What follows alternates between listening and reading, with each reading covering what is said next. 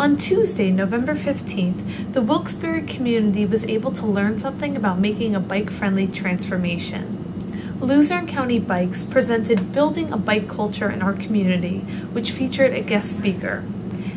Doty of Philadelphia was one of the leaders behind making Philly more bike-friendly, and he says that Wilkes-Barre has a good infrastructure for going from 4 wheels to 2. I think Wilkes-Barre has great bones. You've got a really good street grid. You have this great trail system that's along the river, and you've got great planning for a trail system.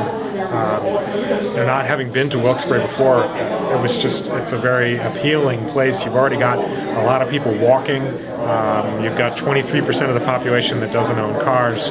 These are all things that really point towards the possibilities for doing great things with bicycling. Doty showed attendees a slideshow of before and after photos and knowledge that he's acquired along the way. What you're missing is an inviting infrastructure for bicyclists.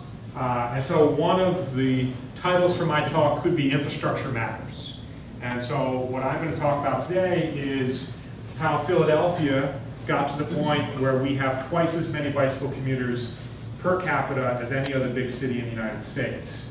And we didn't get there because Philadelphia is a champion of planning or was particularly smart about its transportation.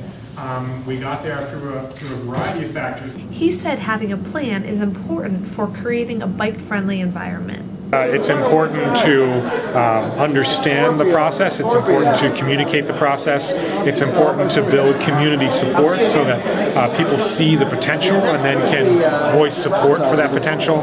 And then it's important to have a plan. It's important to have a plan for those traffic engineers and planners and city officials and politicians to be able to see those possibilities. And we know that the changes take a long time. We've got 220 miles of bike lanes in the city of Philadelphia, but it's taken 10 or 15 years to be able to build them all.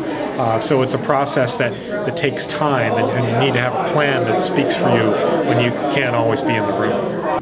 Rich Adams, co-owner of Around Town Bicycles in Wilkes-Barre, said having bike lanes is a great idea because bikes belong on the road and motorists should understand that key fact. I mean, it doesn't happen quickly, and it's these small incremental steps, but I just got done watching a video on YouTube from a woman who was the bike advocate for Portland, and it was a lot of similar things that you need a master plan, you need help from the line striping people, basically, and the low-hanging fruit, that was really good. Look for the easiest projects that you can get transformed, even though that might be, that's not necessarily the best place for people to bike, but you want to make it available.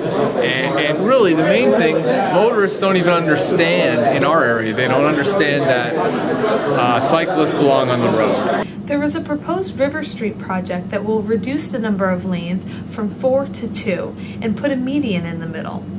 Adams says that a bike lane might not be possible, but he has another plan. Maybe bicycling on River Street is not the best way. Maybe, bicycling on Franklin Street. That's what I want to do. It's a 1 lane already, which makes it safer. It's 2 lanes of traffic, which doesn't need to be. You can change that to 1 lane. It connects Wilkes and Kings. It's flat. So that's my proposal, is to have that as a bike lane. Turn on Union and then come back on Washington, and that would give a little circuit, a basic bicycle circuit for downtown Wilkes-Barre. So that's what we're going to be pushing with, and that's exactly what Doty talked about. Something very specific that you can get in front of your politicians and tell them, and find out when those streets are being resurfaced. For anyone who's more interested in building a bike infrastructure in Wilkes-Barre, there's a meeting on November 30th at Barnes & Noble bookstores in downtown Wilkes-Barre.